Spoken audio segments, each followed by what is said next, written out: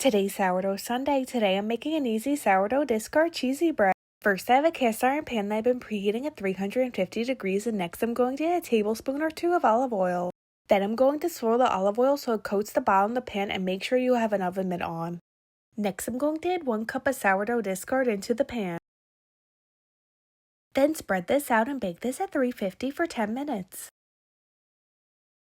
After the bread has come out of the oven, I'm going to sprinkle 1 cup of cheddar cheese.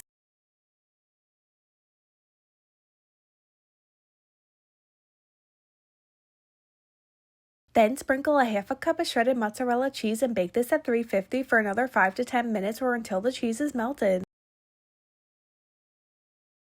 This is what the sourdough discard cheesy bread looks like when it came out of the oven, and I let it cool for 10 minutes before slicing into it, and here's an up close look of a slice.